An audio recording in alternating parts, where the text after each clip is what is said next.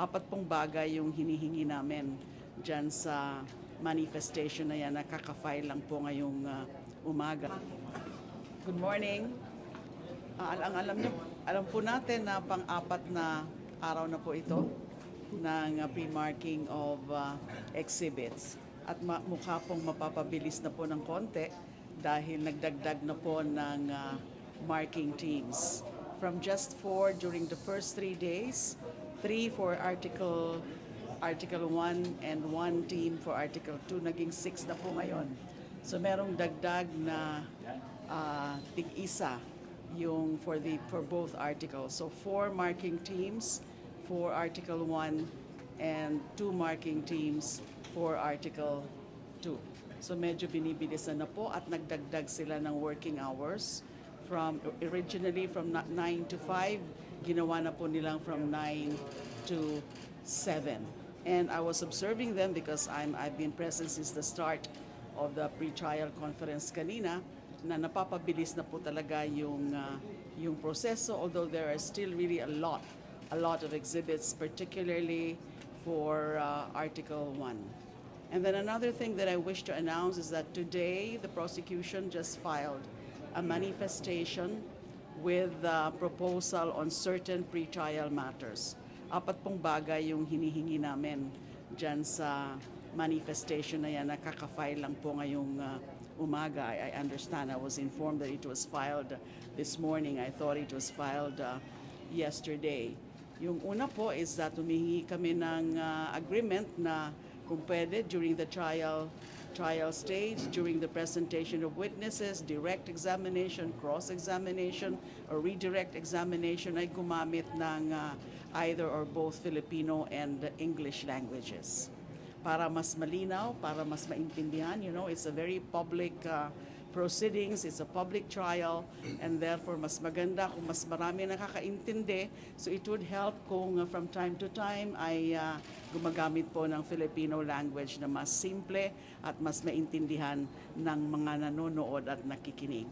Pangalawa po ay humihingi rin po ang, although, humihingi po yung prosecution din na yung tungkol sa presentation of or the participation of both public and private prosecutors pagdating sa pag-examine at pag-present ng mga witnesses. So at least one public prosecutor, one private prosecutor ang pwede na mag-present ng isang witness para kasi meron hong mga bagay, meron hong mga issues, meron hong mga testigo na ang coverage medyo expansive, and therefore ay baka hatiin po yung coverage ng testimony by a public prosecutor or a private prosecutor.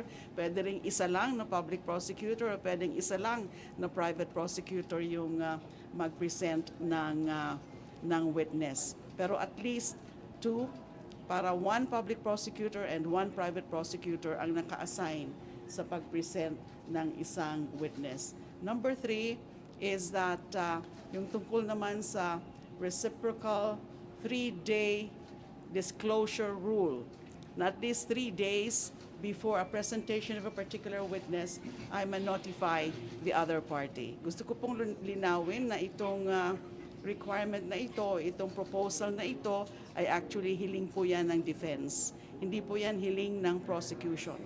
Kasi sa tingin po namin ay nandyan naman, alam na nila kung sino yung mga witnesses namin, alam na nila kung ano yung mga ebidensya, nandyan yan sa pre-trial brief. But para lang hindi magkaroon ng mga procedural arguments o mga procedural technicalities na i-insist nila na kailangan walang surprises, ay pumapayag kami na ganun na nga.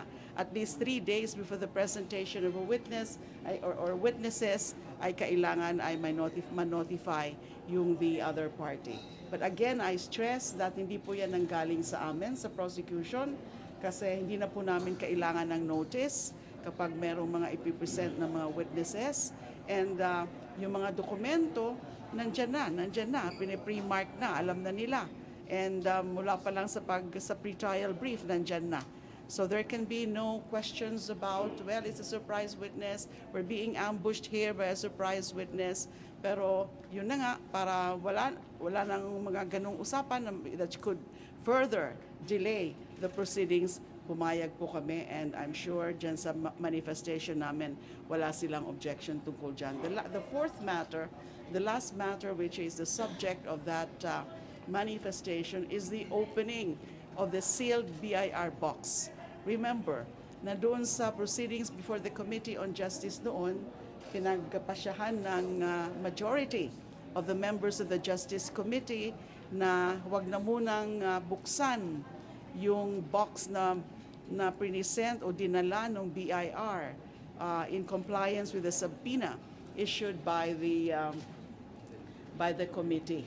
Kasi there were questions about whether pwede, kasi nga yung mga non-disclosure provisions as National Internal Revenue Code, although there's of course divergence of opinion there. Ako mismo, I was insisting already on the opening of that BIR box, but the majority decided otherwise. So that was transmitted, that particular BIR box was transmitted to the Senate na nakasil, na hindi pa yun nakita ng members of the Justice Committee. So since we are in the marking of exhibits, this is the proper stage na kailangan na rin siguro buksan yan para magkaroon na ng inventory of the contents of that particular BIR box.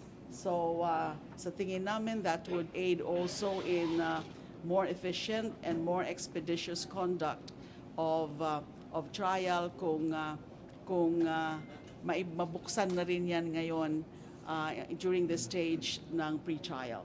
So those were the subject matters of the manifestation that was filed today, this morning, by the prosecution.